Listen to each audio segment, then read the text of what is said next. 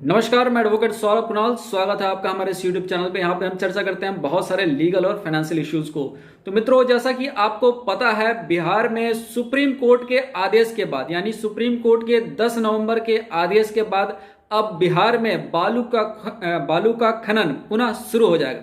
तो ऐसी स्थिति में जब बालू का खनन शुरू हो जाएगा तो बालू का जो व्यापार है वह वापस पटरी पे आ रहा है। और ऐसी स्थिति में कई लोगों का लगातार ये सवाल आ रहा है, कमेंट बॉक्स में भी ये सवाल कर रहे हैं कि बिहार में बालू का टेंडर कब से शुरू होगा और पूरे प्रोसेस में कुल कितना समय लग जाएगा। तो आज के इस वीडियो में सुप्रीम कोर्ट के आदेश के बाद अब बिहार सरकार का जो है, जैसे कि सुप्रीम कोर्ट ने एक आदेश दे रखा है, उस आदेश के तत्वाधान में बिहार सरकार अगर पहल करती है तो कुल कितने दिन बाद बिहार में बालू का टेंडर का जो प्रोसेस है वो कंप्लीट हो पाएगा, पूरा हो पाएगा।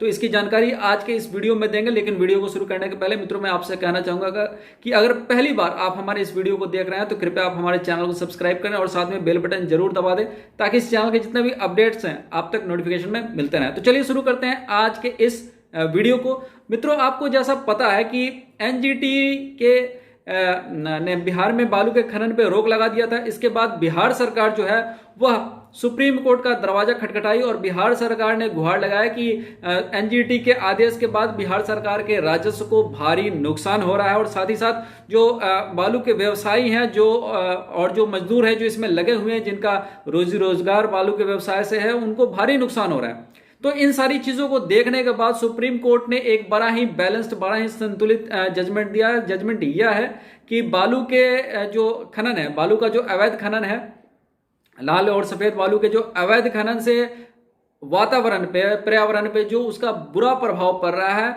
और राजस्व का जो घाटा हो रहा है, दोनों ही नामंजूर हैं। ऐसी स्थिति में अगर खनन को रोक दिया जाए तो इससे जो मजदूर हैं, जो व्यवसायी हैं, उनका रोजी रोजगार खत्म हो जाता है। और अगर खनन पे ही सारा जोर दे दिया जाए तो पर्यावरण में असंतुलन हो जाता है। तो ऐसी स्थिति में सुप्रीम कोर्ट ने एक बड़ा ही बैलेंस जजमेंट दिया है। सुप्रीम कोर्ट ने यह कहा है कि पर्यावरण में संतुलन और राजस्व, यानी दोनों चीजों में एक संतुलन होना चाहिए। और इसके लिए उन्होंने जो है, सुप्रीम कोर्ट ने एक मोटे तौर पे बिहार में बालू के खनन को अलाउ कर दिया है, स्वीकृति दे दी है। लेकिन इसके बाद भी सुप्रीम कोर्ट ने 6 हफ्ते में जो है सुप्रीम कोर्ट को सारा रिपोर्ट चाहिए। और इस रिपोर्ट के मुताबिक अब हर जिले में जितने भी घाट हैं, उन घाटों को सर्वे करने के लिए एक टीम बनाई गई है। ये टीम जो है, इस टीम में जिला अधिकारी यानी कि डीएम, वहां का जो प्रदूषण नियंत्रण विभाग है और जो वन विभाग है, और ये तीनों जो है विभाग मिलकर जो है सर्वे रिपोर्ट बनाएंगे कि कहाँ पे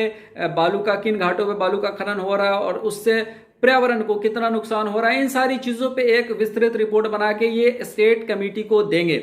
6 हफ्ते के अंदर इन लोगों को ये सारी रिपोर्ट बना के स्टेट कमेटी को देनी है। स्टेट कमेटी फिर अगले 6 हफ्ते तक जो है इन सारी चीजों का पुनः निरीक्षण करेगा। उन सारी चीजों का डिटेल से जो है उन पे करने के बाद जो है सिया को देगा। सिया मतलब मैं आपको बता दूं, state environment impact assessment authority, यानी कि राज्य में जो कुछ भी पर्यावरण को प्रभावित करता है, वो सारी गतिविधियां जो पर्यावरण को प्रभावित करती है, उसके लिए एक सिया कमेटी है। सिया कमेटी यानी state environment impact assessment authority. ये असेसमेंट ऑथोरिटी जो है वो इन स्टेट कमेटी के जो रिपोर्ट है उसको 6 महीने तक उस पर जो है अपना जो भी उसका टिप्पणी है या जो भी उसको अवलोकन करना, उसका अवलोकन करके फिर जो है उसके ओके होने के बाद, यानी कि जब वो ग्रीन सिग्नल दे देगा किन घाटों पे जो है बालू का खनन हो सकता है और किन घाटों पे बालू का खनन नहीं हो सकता, यानी कि सिया के ग्रीन सिग्नल देने के बाद, यानी कि सिया से जिन घाटों पे जो है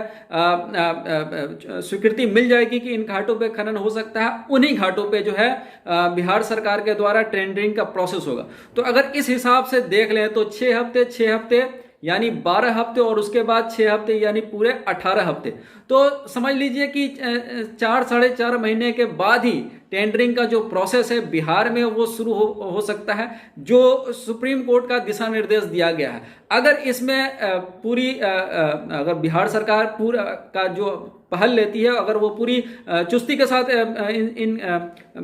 सुप्रीम कोर्ट के द्वारा जो दिशा निर्देश दिए गए हैं उस पर पूरे चुस्ती के साथ पहल करती है, तो 4 से 4.5 महीने लग जाएंगे नया जो टेंडरिंग का प्रोसेस है उसमें अगर इसमें थोड़ा भी लेट होता है तो फिर ये 6 महीने या साल भर के आसपास लग जाएगा। लेकिन जिस तरह से सुप्रीम कोर्ट ने साफ और स्पष्ट शब्दों में अपने दिशा निर्देश दिए हैं, उसके बाद ये लगता नहीं कि कहीं से भी कोई भी कोताही बरती जाएगी, कोई भी लापरवाही बरती जाएगी, और हर विभाग जो है पूरी चुस्ती के साथ जो है अपना काम समय पे पूरा कर देगा। और ऐसी स्थिति में लगता है कि 4-4.5 महीने बाद जो है बालू की टेंडरिंग जो है फिर से शुरू हो जाएगी। आपको मैं बता दूं कि बालू की टेंडरिंग इसलिए हो रही है कि उस पे जो एकाधिकार हो गया बालू के व्यापार पे, उस एकाधिकार को हटाया जाओ, इसे इसमें एक लोकतांत्रिक व्यवस्था कायम की जाए। तो बालू के का जो टेंडरिंग है उसके ऊपर मैं अलग से एक नया वीडियो बनाऊंगा।